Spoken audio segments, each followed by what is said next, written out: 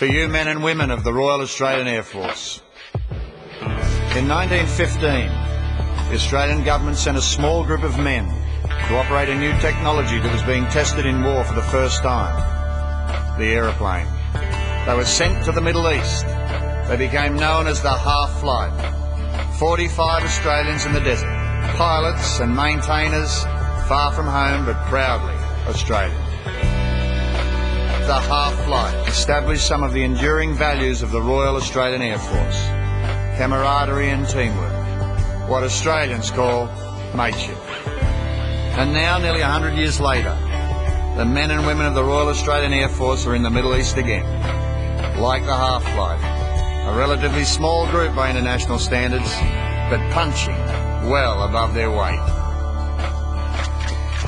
At its inception in 1921, the Air Force had to fight for its existence, as many in the military and government did not agree that an independent air service was necessary. This fight for existence also shapes the Air Force of today. Determination and endurance in adversity, the implacable certainty that our Air Force is necessary and an organisation to be proud of. Today's Air Force would be impossible for your forebears to imagine. Its reach, its flexibility, its small size, yet its ability to deliver incredible effect over long distances. Most importantly, they would be amazed at the technical skills that you and your colleagues possess. The early days of Air Force were characterised by aviation feats of daring that captured the national attention. Dangerous feats that took the life of many of these early aviators. Young men whose sense of invulnerability pushed them to amazing feats, but which was often tested. This lineage still exists in the pilots of the Air Force today. The mastery of their platform, pushing it to the bounds of its capability and themselves to the edge of what they can physically endure, focused always on achieving the mission.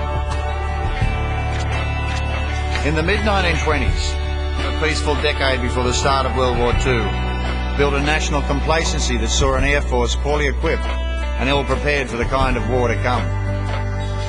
But notwithstanding, Australians responded to the call to arms, and the Air Force grew at its peak to nearly 250,000 men and women.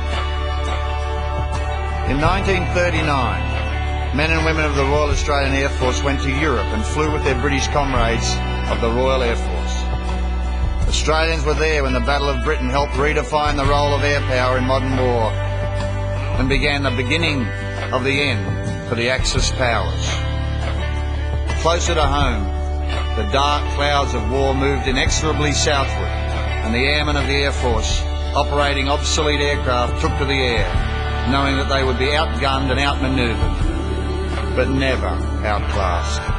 They took off, knowing that their sacrifice would allow their ground crew and their allies to escape, to bolster Australia's defence. Bomber Command in Europe was the most dangerous role that any Australian could undertake in World War II. Each night with resolve, the crews of Bomber Command flew into the anti-aircraft fire and the enemy fighters to deliver their bombs where they were directed. Thousands of Australians died undertaking those missions into Europe. This determination in the face of terrible odds still characterises you today. Your Air Force doesn't measure itself by its size alone. At Milne Bay in 1942, the Royal Australian Air Force operated from primitive airstrips in difficult conditions. The aircraft maintainers worked miracles, keeping the Kitty Hawk aircraft operating, turning the tide at last against the Japanese advance. Those miracles are still performed by Air Force maintainers on a daily basis, both overseas and here at home. This new technology, the aircraft, was reliant on the professionalism and dedication of those who supported its operations, technicians and those that operated the bases from which they flew. Nothing's changed. The technical and support team remain critical to operations of the modern Air Force. Since World War II, the men and women of the Air Force have sweat, fought and died in all parts of the world. In Korea, flying jets for the first time, fighting an insurgency in Malaysia and later in Vietnam, operating the Iroquois helicopter, the symbol of that war. Australians also operated the venerable Caribou transport and the Canberra bomber. We remember that 2 of your colleagues are still missing from operations in Vietnam, but they are not forgotten. As an Air Force, you've been to many corners of the world, ranging from our close neighbours Timor, Bougainville, the Solomons, to the Sinai, Rwanda, Somalia, Sudan, Pakistan, Afghanistan and Iraq. Today, you and your colleagues are still conducting operations in lands far from the red earth and the blue sky of Australia. Going where your country asks you to be, whether in support of humanitarian missions or combat operations, in difficult conditions and with personal risk.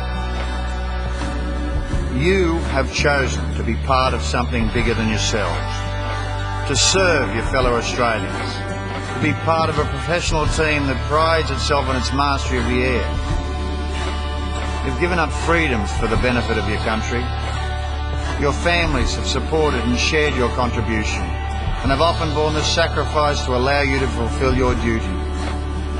Your Air Force and your country recognises their sacrifice and thanks them. You come from all corners of Australia, from all backgrounds.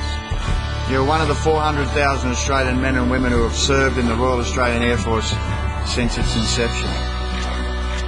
14,000 of your colleagues have made the ultimate sacrifice for our country, and we all remember those killed and maimed in war and peace.